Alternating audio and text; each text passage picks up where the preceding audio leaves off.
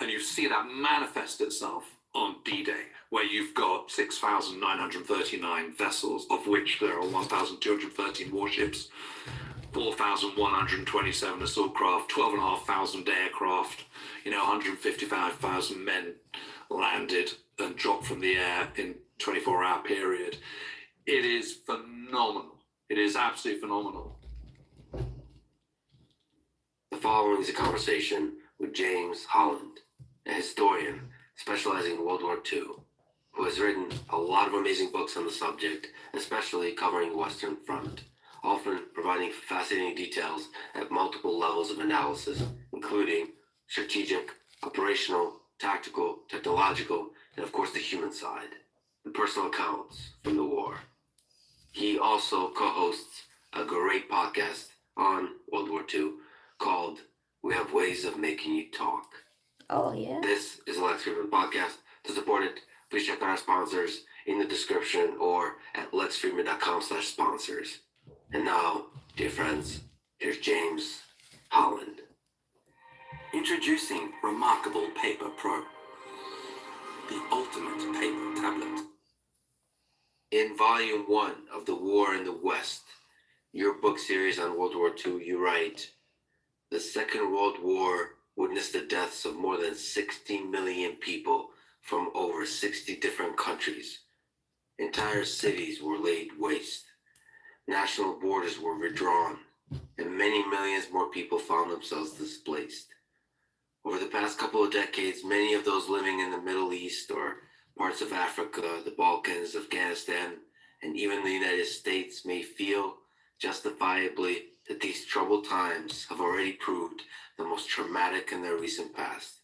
Yet, globally, the Second World War was and remains the single biggest catastrophe of modern history. In terms of human drama, it is unrivaled. No other war has affected so many lives in such a large number of countries. So, what to you makes World War II the biggest catastrophe in human drama in modern history? And maybe from a historian perspective, the most fascinating subject to study. The thing about World War II is it really is truly global. It's fought in deserts, it's fought in the Arctic, it's fought across oceans, it's fought in the air, it's in jungle, it's in the hills, it is on the beaches, it's also on the Russian steppe, and it's also in Ukraine. So it's that global nature of it, and I just think where there's war, there is always incredible human drama. And I think for most people, and certainly true in my case, you get drawn to the human drama of it. It's that thought that gosh, if I'd been 20 years old, how would I have dealt with it? Would I have been in the army? Would I have been in the Air Force? Would I have been on a Royal Navy destroyer? Or how would I have coped with it? And how would I have dealt with that separation? I mean, I've interviewed people who were away for 4 years. I remember talking to a tank man from Liverpool in England called Sam Bradshaw. And he went away for 4 years. And when he came home, he'd been twice wounded. He'd been very badly wounded in North Africa. And then he was shot in the neck in Italy, eventually got home. When he came home, his mother had turned grey. His little baby sister, who had been, 13 when he left, was now a young woman. His old school had been destroyed by Luftwaffe bombs. He didn't recognize the place. And do you know what he did? He joined up again. Went back out of Europe. And was one of the first people in Belsen. So, What was his justification for that, for joining right? He just felt completely disconnected to home. He felt that the gulf of time, his experiences had separated him from all the normalities of life, and he felt that the normalities of the life that he had known before he'd gone away to war had just been severed in a really kind of cruel way that he didn't really feel he was able to confront at that particular point. But he decided to rejoin, could go back to the 3rd Royal Tank Regiment, so went back to a different unit. Went from kind of the Italian campaign to European theatre. Didn't see so much action at the end, but like a lot of British troops, if you were in a certain division at a certain time, you ended up passing very close to Belsen, and you suddenly realise, okay, this was the right thing to do. We did have to get rid of Nazism. We did have to do this because this is the consequence. It's not just the oppression. It's just not just the secret police. It's not just the expansionism of Nazism. It is also, the Holocaust, which hadn't been given its name at that point. But you're witnessing this kind of untold cruelty. And I've always sort of, I think a lot about Sam. I mean, he's no longer with us, but he was one of the kind of first people that I interviewed, and I interviewed him at great length. And I know you like a long interview, Lex, and I totally get that, because when you have a long interview, you really start getting to the nuts and bolts of it. One of the frustrations for me when I'm looking at oral histories of Second World War vets is usually they're kind of, they're put on YouTube or they're put on a museum website. They're 30 minutes, an hour if you're lucky, and you're just scratching the surface. You never really get to know it. You feel that they're just repeating kind of stuff they've read in books themselves after the war and stuff. And I was kind of leave feeling frustrated that I haven't had a chance to kind of grill them on the kind of stuff that I would grill them on if I was put in front of them. So Tank Man, what was maybe the most epic, the most intense, or the most interesting story that he told you? Well, I do remember him telling me, funny enough, it's not really about the conflict. I remember him telling me about the importance of letters. And there was this guy who literally every few weeks, post would arrive intermittently. There was no kind of regular post. So it was supposed to be regular, but it didn't come around regularly. So you might suddenly get a flurry of 5 all in one day. But he said there was this guy and in his tank, a member of a different tank troop. He was a good friend of his in the same squadron. Gets British have squadrons for their armor, and which is Americans would have a company. I should say that in your book, one of the wonderful things you do is you use the correct term in the language for the particular army involved, whether it's the German or the British or the American. Well, that's not to be pretentious. That's really just to say it, because you're dealing with so many numbers and different units, and it can go over your head, and you can get sort of consumed by the detail if you're not careful. And as a reader, it can be very unsatisfying because you just can't keep pace with everything.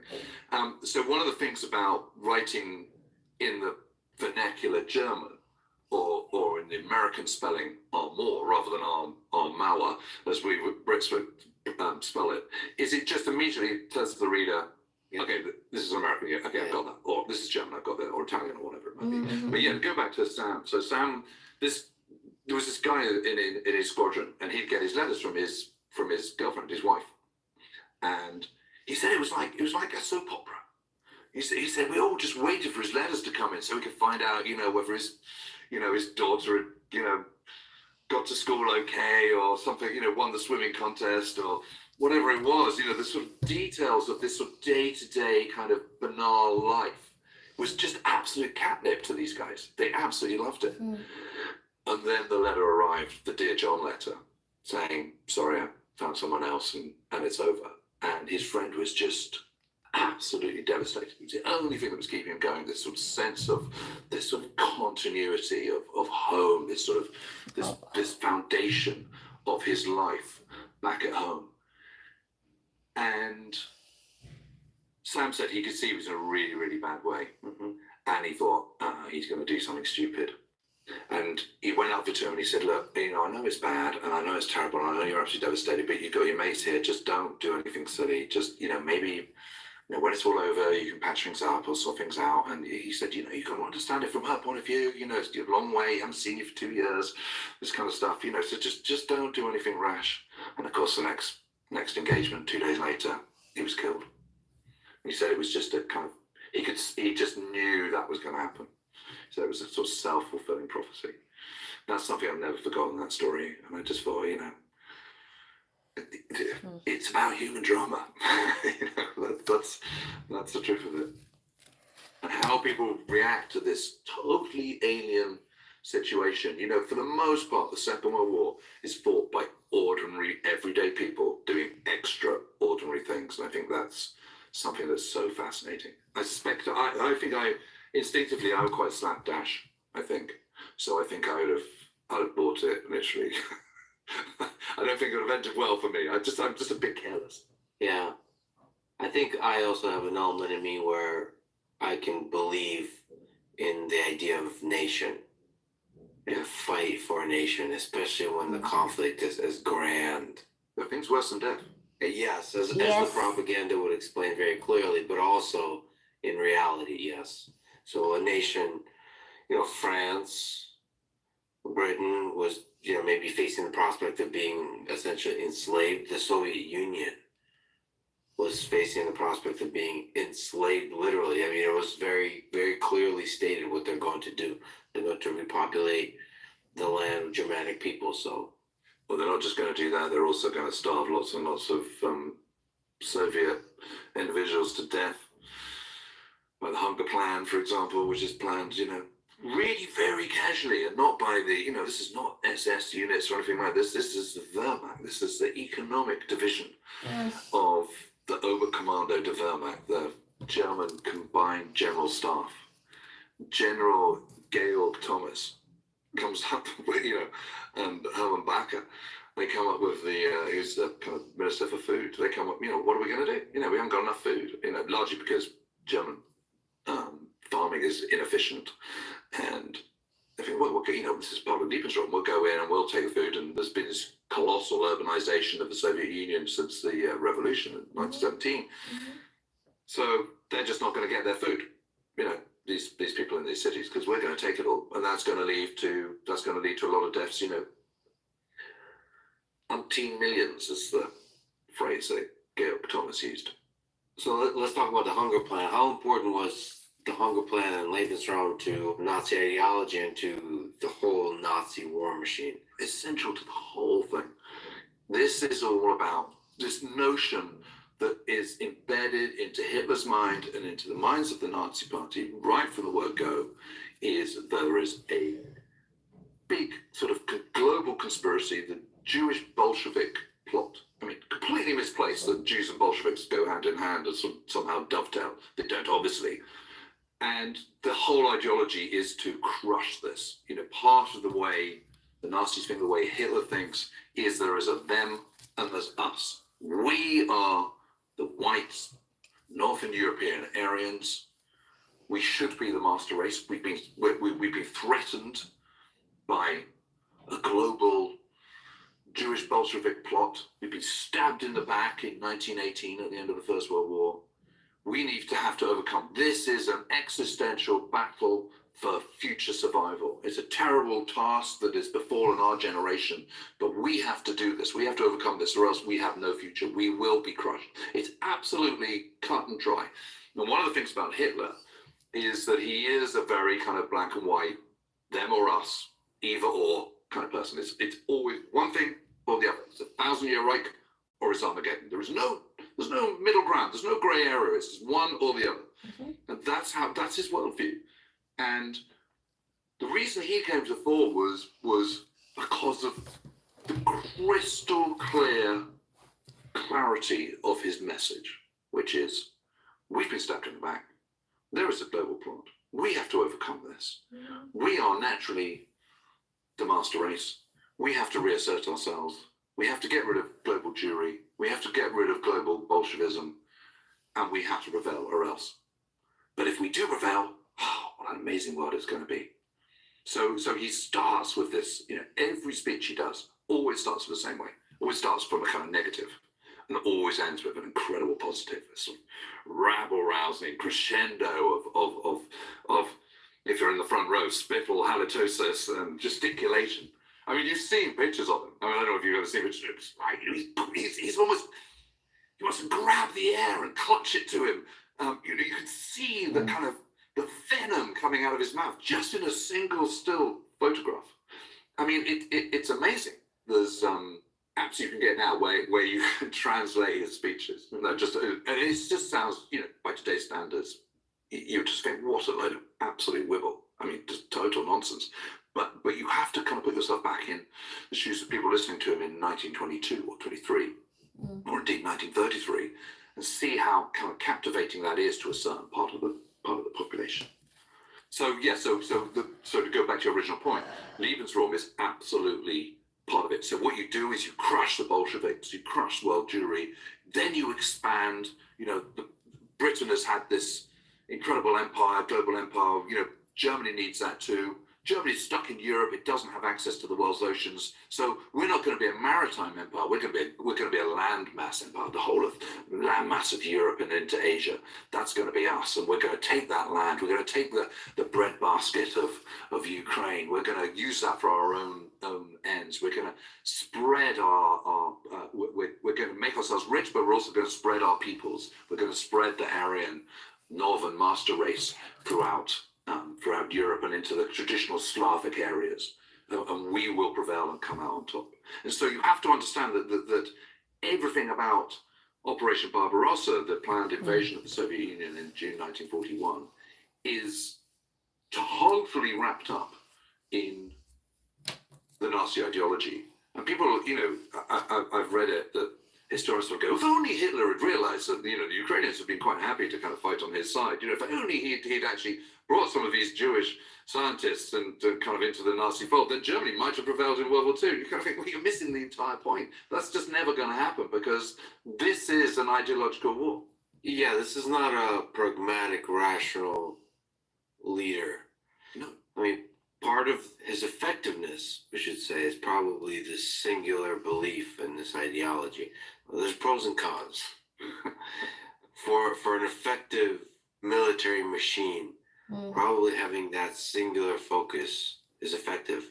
Yes, except that when you're making military decisions, if those decisions are always being bracketed by an ideology which is fundamentally flawed from a pragmatic point of view, as much as a kind of ethical, a kind of reasonable point of view, you're kind of opening yourselves up for trouble. I mean, this is a problem he has with Barbarossa. They realized very early on in 1941 when they're wargaming this whole operation that it's not going to work. And so, there's people like General Paulus, who's on the general staff at the time. He's given a kind of, he's in charge of kind of wargaming this, and he goes, "This isn't going to work." And Keitel, who is the chief of the OKW, goes, "No, go back and make it work." He goes, "Okay." So he comes up with a plan that does work, but it's focus. I mean, it doesn't work because they don't have enough. They don't have enough motorization. They go into Barbarossa with 2,000 different types of vehicle. But every single one of those vehicles has to have, different distributor caps and different leads and plugs and all sorts of different parts. There's the interoperability of the German mechanized arm is super inefficient. And so you've got huge problems because they kind of think, well, we took France in 1940, and that's kind of one of the most modern countries in the world with, one of the greatest armies and armed forces in the world, and we did that in 6 weeks. So, Soviet Union, look, they struggled against Finland, for goodness sake. I mean, how hard can it be? But what you're failing to understand is that attacking the Soviet Union is over a geographical landmass 10 times the size of France, just on the frontage. And you haven't really got much more mechanization than you had in May 1940 when they attacked the Low Countries in France.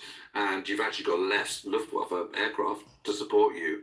And you just do not have the operational mechanics to make it work successfully. I mean, it is largely down to incompetence of the Red Army and the Soviet leadership in the summer of 1941 that they get as far as they do. I mean, Barbarossa should never have come close to being a victory. Let's talk through it. So Operation Barbarossa that you're mentioning, and we'll go back. Yes, we jumped straight into 41. Straight into it. I've eaten off 2 years of war. So this is June 1941.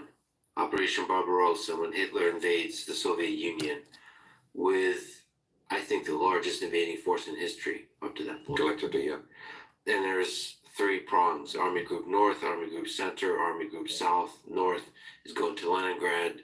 Center is going, it's the strongest group going directly towards Moscow, and South is going targeting Ukraine and the Caucasus.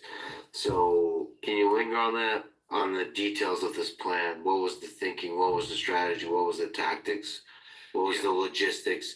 There's so many things to say, but one of them is to say that you often emphasize the importance of 3 ways to analyze military conflict: of the strategic, the operational, and tactical. And operational is often not given enough time, attention, and it's the logistics. and make the war machine really work Yeah. successfully or fail. Yeah, that's absolutely spot on. And it's interesting because the vast majority of general histories of World War II tend to focus on the strategic and the tactical. So what do I mean by that? Well, the strategic, just for those who don't know, that's your overall war aims. Get to Moscow, whatever it might be, conquer the world. That's your strategy. The tactical side of things that's the cold face of war. That's the attritional bit. That's the fellow in his Spitfire, the tank crew, the soldier in his foxhole. It's the actual kinetic fighting bit. The operational bit is the level of war that links the strategic to the tactical. So it is absolutely factories, it's economics, it's shipping, it's supply chains, it's how you manage your war.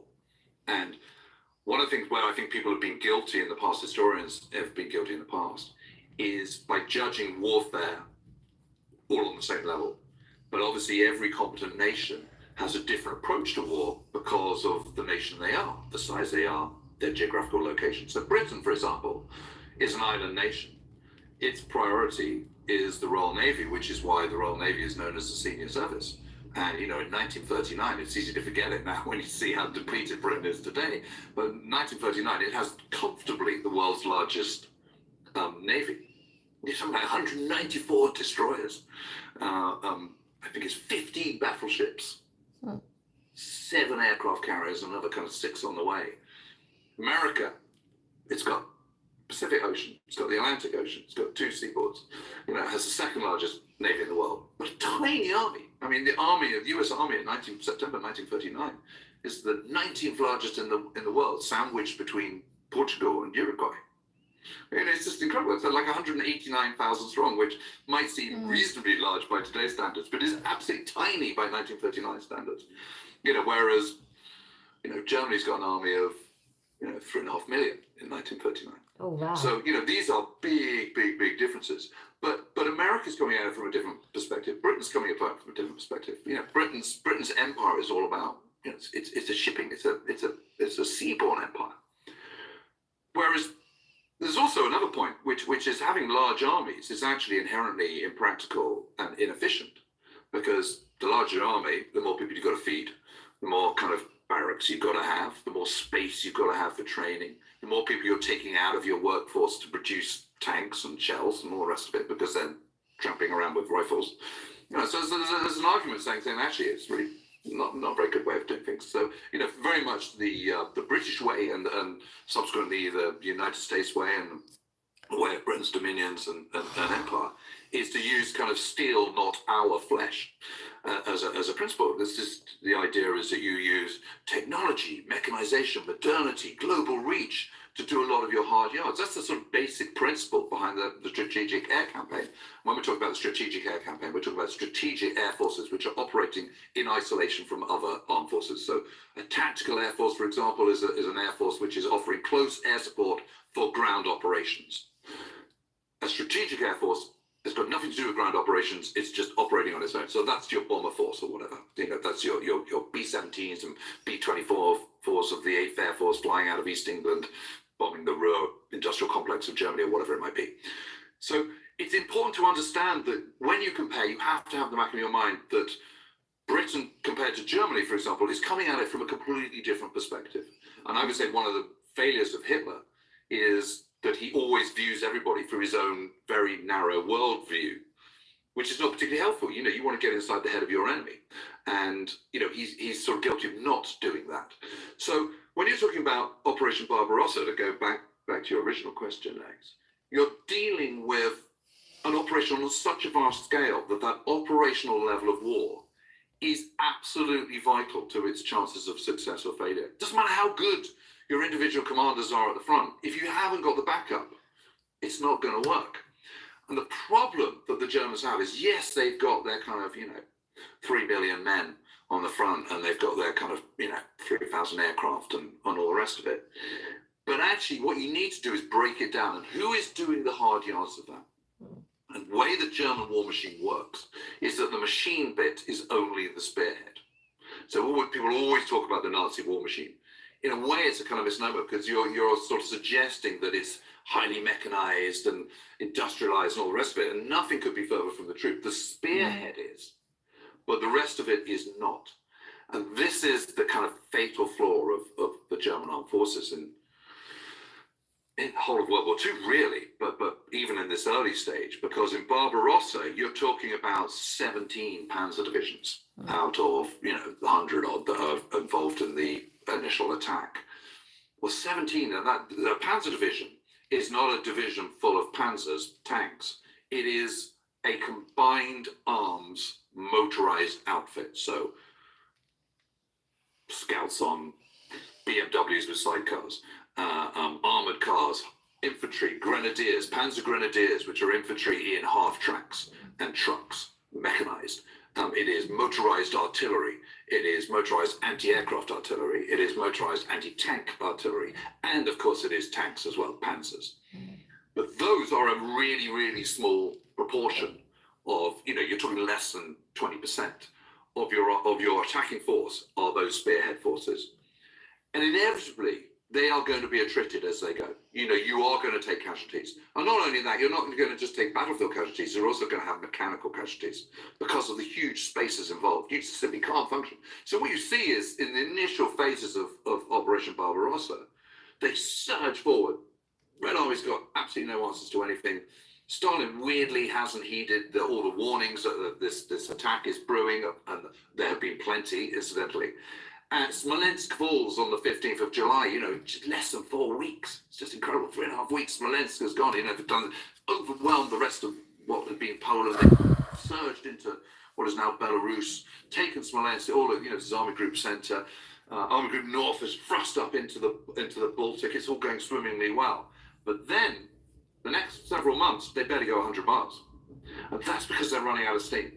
And the 16th Panzer Division, for example, by the time it's taken Smolensk, involved in taking Smolensk on the 15th of July 1941, the following day, it's got 16 tanks left. 16 out of, should have 180. So it's just being attributed. They can't sustain it. And they can't sustain it because as the Russians fall back, as the Soviet Red Army falls back, they do their own scorched earth policy. They also discover that the railway line is kind of a different loading gauge, so they've got to change it. So it's slightly, the Russian loading gauge is slightly wider. So every single mile, every yard, every foot, every meter of they're capturing of Russian railway has to be moved a couple of inches to the left to make it fit. The German Kriegslock in the standard train of locomotive of the Reichsbahn. Just imagine what that's like. And also Soviet trains are bigger, so they can take more water, which means the water stops in between are fewer and far between. So they have to, the Germans, when they come in, their trains, their Kriegslock are smaller, so they have to be rewatered more often and recoaled more often. So they have to... Les tonalités s'adaptaient. Le déglacé au doigt intense. I mean, it's absolutely boggling just how complicated it is and how badly planned it is, because they haven't reckoned on this. They're having to kind of think on their feet. I love the logistical details of all this, because yes, that's a huge component of this, especially when you cover that much territory. But there is a notion that if Hitler didn't stop Army Group Center, it could have pushed all the way to Moscow. It was only maybe 100 miles away from Moscow.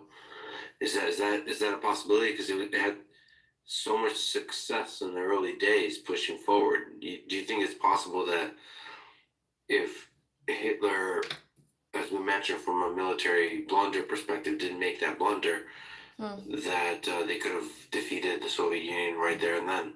Well, my own view is that they should never have got close. Red Army has plenty of men to be able to see off anything that the Germans could do. The capture of Kiev, for example, in September 1941 was a catastrophe for the Soviet Union. It should never have happened. I mean, Zhukov is saying to Stalin, we've got to pull back across the Dnieper. Stalin's going, no, can't possibly do that. You can't abandon Kiev. It's like third city in the Soviet Union. No way. No, absolutely not.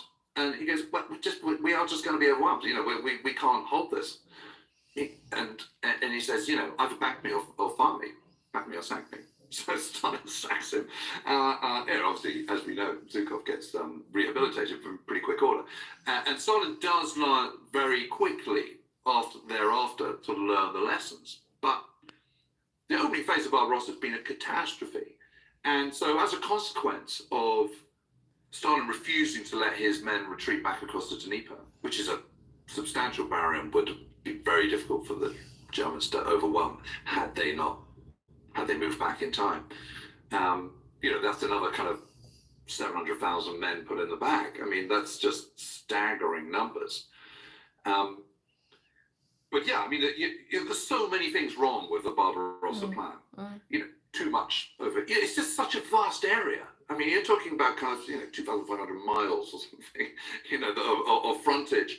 Maybe if you kind of put your panzer groups, which are these spearheads, and you put them all in one big thrust and just go hell for leather straight across on a kind of much more narrow front of, let's say, kind of 400 miles rather than 1,200, then they might have they might have just sort of burnt away straight through to Moscow. They really caught the Red Army unprepared. Yeah. Is there something to be said about the strategic genius of that, or was it just luck?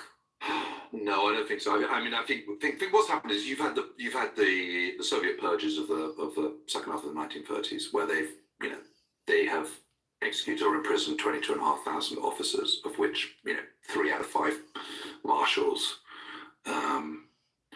God knows how many army commanders, etc., etc. So you've completely decapitated the Red Army in terms of its command structure. So before that, would it be fair to say it was one of, if not the greatest army in the world? Well, there was a lot of experience. There's a lot of experience there. But also technology, material. Yeah. The size of the army, the number of people that are mobilized. Yeah, and they're the first people to kind of adapt, create airborne troops, for example. So yes, I think there is an argument to say that. But the decapitation is absolutely brutal. If you decapitate an army, you've then got to put new guys in charge.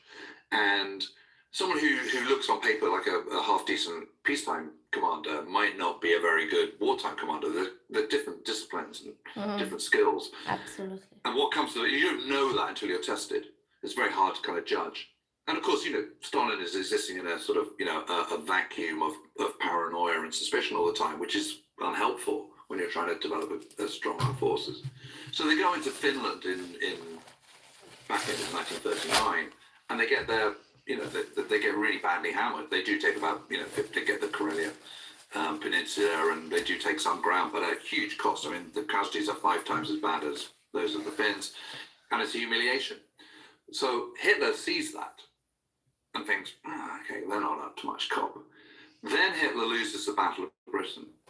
And he thinks, I can't afford to fight a war on 2 fronts. That's one of the reasons why Germany loses the war in 1914 to 18, is fighting on the Eastern Front, but also fighting on, the Western Front at the same time. We've got to avoid that.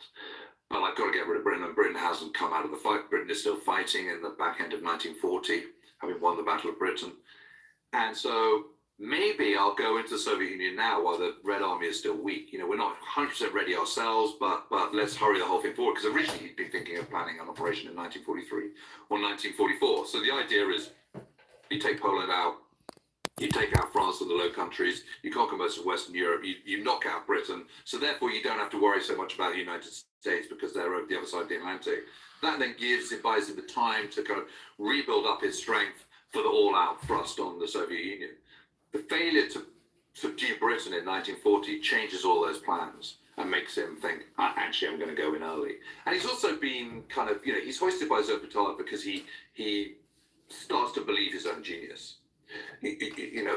Everyone told him that he would be able to beat France and the Low Countries. Everyone told him that it wouldn't work out when he went into Poland. Everyone was really nervous about it. Well, go hang you cautious, awful aristocratic Prussian generals. I'm the best at this. I've told you. I've shown you. I'm the genius. I could do it. He starts to believe his own hype, and of course, this is the problem. He's surrounded by sycophants and people who are constantly telling him that he's this incredible genius. So he starts to believe it, and he thinks everything is possible. And he's very much into this idea of the will of the German people. You know, well, this is our destiny, and either will, as I say earlier on, you know, it's the 1,000-year Reich or Armageddon, but momentum is with us, and we need to strike it, and only by gambling, only by being bold will the Germans prevail, and all this kind of nonsense. And so that's why he goes into Soviet Union in June 1941 rather than a couple of or even 3 years later. Yeah, he really hated the Prussian generals, huh? Yeah, he hated them. Is there a case to be made that he was indeed at times a military genius? No. I don't think so. Because none of the plan, I mean, even the plan for the invasion of France and the Low Countries isn't his. The concept is von Manstein's, and the execution is Guderian's, Heinz Guderian. So Heinz Guderian is the kind of, he's the pioneer of the Panzer Force, the Panzer Force, this idea of the ultra mechanized combined arms Panzer Army spearhead doing this kind of lightning fast thrust. It's not Hitler's idea. He adopts it and takes it as his own because, you know, he's a Fuhrer, he can do what he likes. But it isn't his. So it's not, you know, and up until that point, until that comes into being, till that plan is put forward to Franz Halder, who is the chief of staff of the German army at that time, you know, Halder was just thinking, how do we get out of this mess? This is just a nightmare, because they know that France has got a larger army. They know that France has got more tanks. They know that France has got double the number of artillery pieces. It's got parity in terms of air forces. Then you add Holland, then you add Belgium, then you add Great Britain. And that looks like a very, very tough nut to crack. I mean, the reason why France is subdued in 1940 is 50% brilliance of the Germans and their operational art in that particular instance, and 50% French failure, really, and incompetence. I mean, there is a kind of genius to be able to see and take advantage and set up the world stage in such a way that you have the appeasement from France and Britain, keep the United States out of it, just set up the world stage where you could just plow through everybody with very little resistance. I mean, there is a kind of yes, if geopolitical genius. If it works, but it doesn't. You know, that's the problem. I mean, he goes into Poland on the assumption that Britain and France will not declare war. You know, he is not prepared for Britain and France declaring war on Germany. Right. He thinks they won't. That's right. So miscalculation, blunder. But then France does, right? And then that doesn't, France does not successfully do anything with this incredible army that it has. It has the size, but one of the problems that France has is that it's very, very top heavy. It's very cumbersome in the way it operates. There's no question that it's got some brilliant young commanders, but at the top, the commanders are very old. Most of them are First World War veterans. You know, whether Weygand, Gamelin, General Georges, these people, they're all well into their 60s. General George is the youngest army commander, and he's 60. You know, it's too old to be an army commander. You need to be in your kind of late 40s, early 50s. And they're too just consumed by conservatism and the old ways. And what they assume is that any future war will be much like the First World War. It'll be attritional, long and drawn out, but static. But actually, they're right on two parts of it. It is, as it turns out, it is going to be long and drawn out and attritional, but it's going to be mobile rather than static, and that's a big miscalculation. So here's my question. I think you're being too nice on France here. So when Germany invaded Poland, correct me if I'm wrong, but it feels like France could have just went straight to Berlin. Yeah, they absolutely could. And I know you said it's very top heavy, and you're saying all of these things, but they literally did basically nothing. Yeah, they were appalling.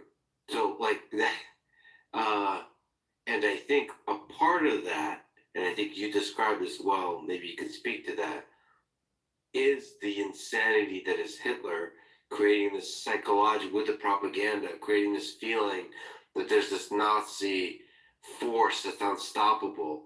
So that France just didn't want to like step into that. Maybe they were like legitimately, I hesitate to say these words, but scared of war. 100% they are. That, because France has been totally traumatized by the First World War. it's fought on their land. It's fought in their industrial heartland. You know, they lose 3 times the amount of people killed that Britain does. Britain's traumatized by it, but not to the same degree that France is. You know, there is just no stomach to do that again. So that makes them risk averse, and by being risk averse, you're actually taking a far greater risk. That's the irony of it. And the truth is also there isn't the political will, and a successful military can only be successful if there is a political will at the top. And the problem with France in the 1930s is it's very politically divided. It's a time of multiple governments, multiple prime ministers, coalition governments, really very extreme coalition governments from the sort of drawn from the left and the right as well as the centre. And you know, this is not a coalition of 2 parties. This is a coalition of multiple parties. No one can ever agree anything. I mean, that's the problem. And it's amazing that the Maginot Line has even agreed, you know, this incredibly strong defensive position down the western side of France, of border with Germany, which is kind of largely impregnable. But the problem is this is the bit that's not impregnable, which is the hinge where the Maginot Line ends and it sort of basically starts turning kind of towards in a kind of northerly direction, and the border with Belgium. And you know what they should have done is build kind of border defences all along the northern coast with Belgium, because Belgium refused to kind of allow any Allied troops into its territory. It was neutral, and France should have said, "Okay, fine. Well, then we'll defend our. You know, we're not going to come to your rescue if you get invaded. That's your work." But that's the payoff, and a consequence of that, we are going to stop living that, and we're not going to be drawn into the neutral territory should Germany invade from the west.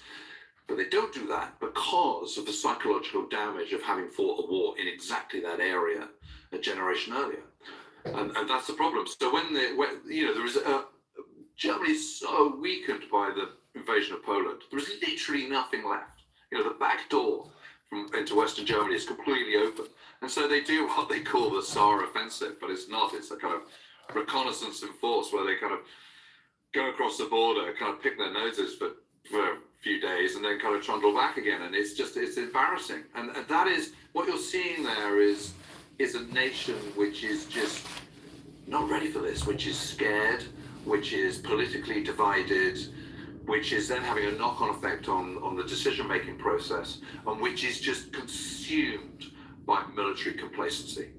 That's the big problem.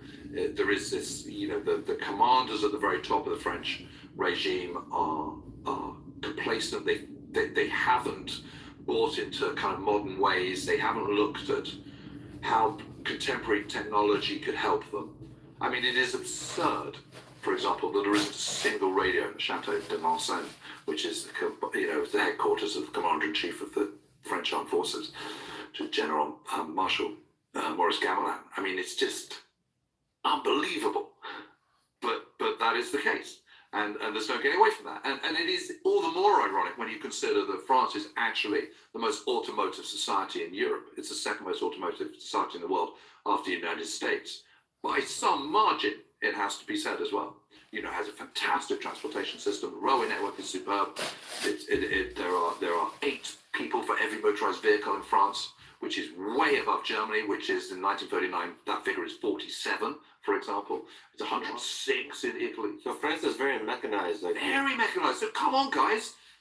Put your finger out, get it together. And they just don't. They're incredibly slow and cumbersome. And what they think is, what will happen is the Germans won't think of going, you know, they won't do a pincer movement because you can't possibly take motorized forces through the Ardennes. That's just, it's not possible, which is the hinge area between the end of the Maginot, the northern part of the Maginot Line, which runs down the eastern border of France, and the northern bit. And so what we'll do with that hinge around the town of Sedan, we'll move into Belgium, we'll meet the Germans before they get anywhere near France, we'll hold them, and while we're holding them, we will bring up our reserves, and then we'll counterattack and crush them.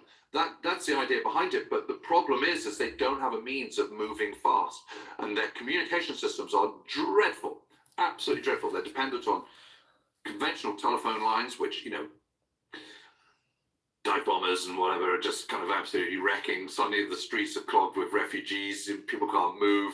So they're then, you know, telephone lines are down, there's no radios. So you're then dependent on sending dispatch riders on little motorbikes, you know, general Maurice Gamelin sends out a dispatch rider at 6 o'clock in the morning. By 12 o'clock, he hasn't come back, so you then send another one. Finally, the answer comes back at kind of 9 o'clock at night, by which time the kind of Germans advanced another 15 miles, and the original message that you sent at 6 o'clock that morning is completely redundant and has passed its sell by date. And that's happening at every step of the way. So you've got overall command headquarters, then you've got army group, then you've got army, then you've got corps, then you've got division. So the consequence of all that is that French just can't move. They're just stuck. They're rabbits in headlights. And the Germans are able to kind of move them, destroy them in isolation. Meanwhile, they're able to use their excellent communications to very, very good effect. And you were talking about the genius of war. It's not Hitler that's a genius. If anyone's a genius, it's Goebbels, the propaganda chief. And it is their ability to harness that they are the kings of messaging. They don't have X, they don't have social media, but they do have new technology. And that new technology, that new approach is flooding the airwaves with their singular message, which is always the same and has been ever since the Nazis came into power. And it is using radios. And I think radios are really, really key to the whole story, because there is no denser radio network anywhere in the world, including the United States and Germany in 1939. So while it's really behind the times in terms of mechanization, it is absolutely on top of its game in terms of comms. So 70% of households in Germany have radios by 1939, which is an unprecedented number. That is only beaten by the United States, and only just.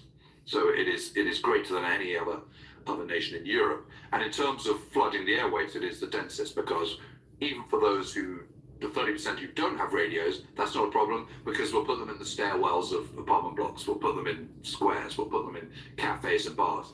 And the same stuff, the Nazi state controls the radio airwaves as it does the movies, as it does newspapers. All aspects of the media are controlled by Goebbels and propaganda ministry, and they are putting out the same message over and over again. It's not all Hitler's ranting. It's entertainment, light entertainment, some humorous shows. It is also Wagner, of course, and Richard Strauss. It's a mixture, but the subliminal message is the same. We're the best. We're the top dogs. Jewish Bolshevik plot is awful. That needs to be, that's the existential threat to us. We have to overcome that. We're the top dogs militarily. We're the best. We should feel really good about ourselves. We're going to absolutely win and be the greatest nation in the world ever. And Hitler's the genius. And that is just repeated over and over and over and over again. And for all the modernity of the world in which we live in today, most people believe what they're told repeatedly. Yeah, they still do. Yes. So you just repeat over and over again. People will believe it. If you're a die-hard Trump supporter, you want to believe that. You'll believe everything he says. If you are a die-hard Bernie Sanders man, you're from the left, you'll believe everything he says, because it's reinforcing what you already want to believe. But the scary thing is, radio is the technology of the day. The technology of the day today, which is a terrifying one for me, is I would say AI on social media. So bots.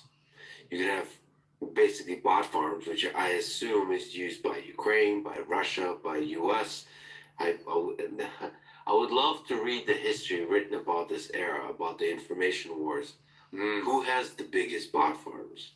Who has the biggest propaganda machines? And when I say bot, I mean both automated AI bots and humans operating large number of smartphones with SIM cards that are just able to boost messages enough to where they become viral, and then real humans with real opinions get excited also.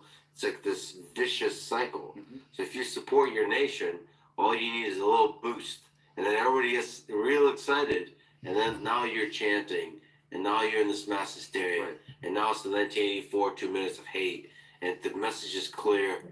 I mean, that's what propaganda does, is it really clarifies the mind. And that is exactly what Hitler and the Nazis and Goebbels are doing in the 1930s. Well, they're doing it in the 1920s as well, but more effectively once they come into power, of course. And Hitler is so fortunate that he takes over the chancellorship in January 1933 at a time where the economy is just starting to turn. And he's able to make the most of that. And, if you're Germans and you've been through hyperinflation in the early 1920s, you've been through the humiliation of the Versailles Treaty, which was terrible error in retrospect. And you've been through, then having got through that, you've emerged into a kind of democratic Weimar Republic, which is based on manufacturing.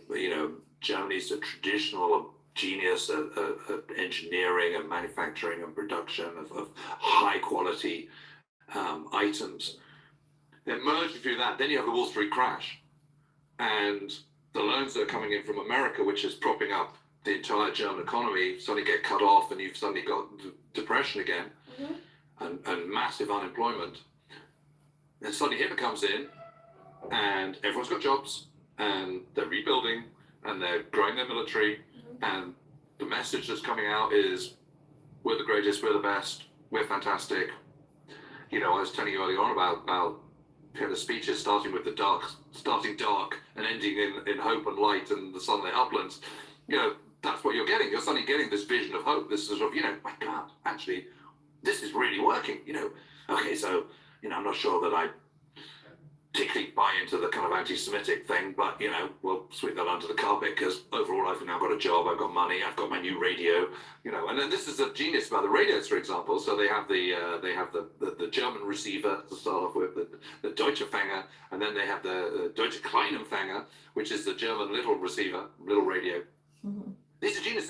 This is as outrageous as the arrival of the iPod. I mean, remember that. Suddenly you don't have to have a Sony Walkman anymore. You can have something really, really small and miniature and listen to thousands of songs all at once. What an amazing thing. And the Deutsche Kleinempfänger is 9 inches by 4 inches by 4 inches. It's made of Bakelite. And everyone can have one because it's super cheap. It's just incredible.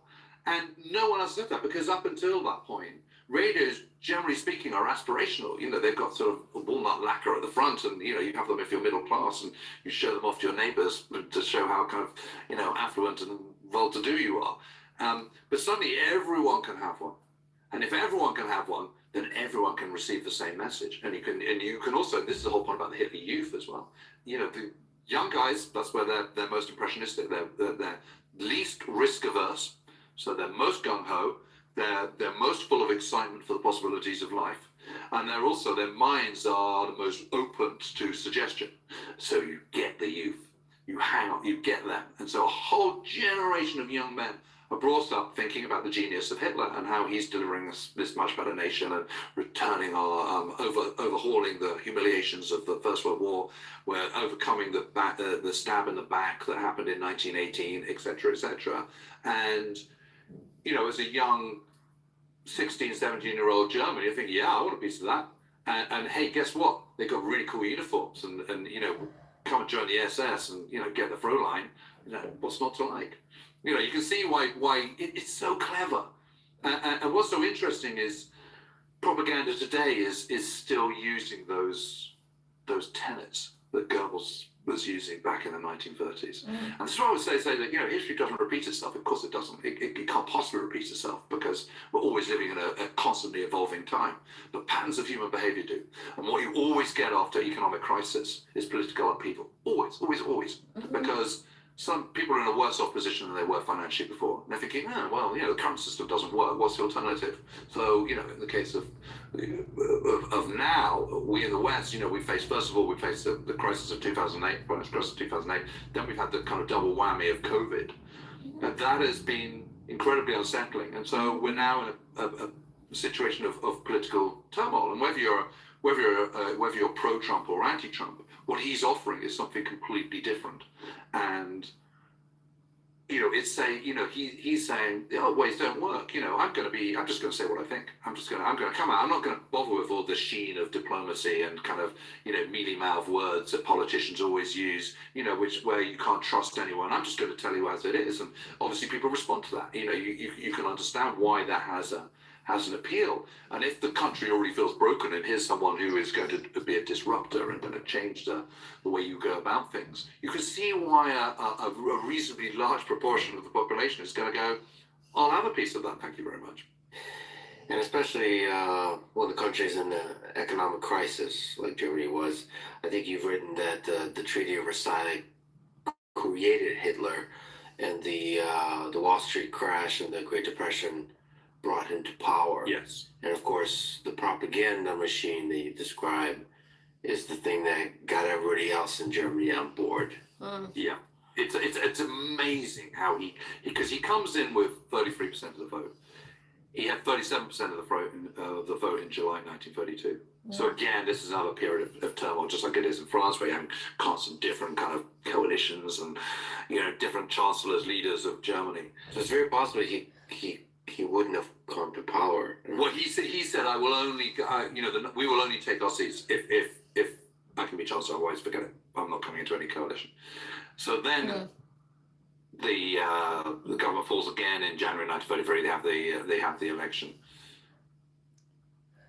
The Nazi vote is down from where it was the previous summer, but this time they go, okay, Hitler can be chancellor, but we'll manipulate him. Oh, wrong they were.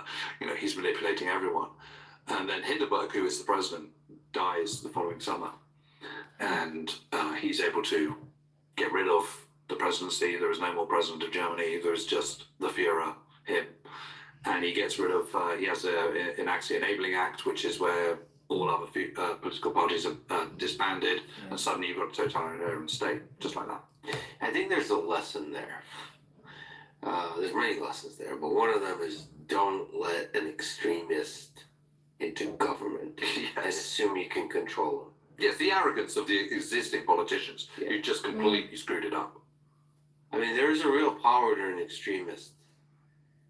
Like, there's a person who sees the world in black and white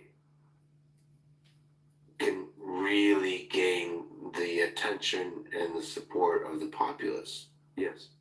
Especially when there's a resentment about the Treaty of Versailles, when there's economic hardship, and if there's effective modern technology that allows you to do propaganda and sell the message. There's something really compelling about the black and white message. It is, because it's simple. And what Hitler does throughout the 1920s is he sticks to this. There is actually, when he comes out of prison, there's the Bithell Putsch in November 1923. He gets charged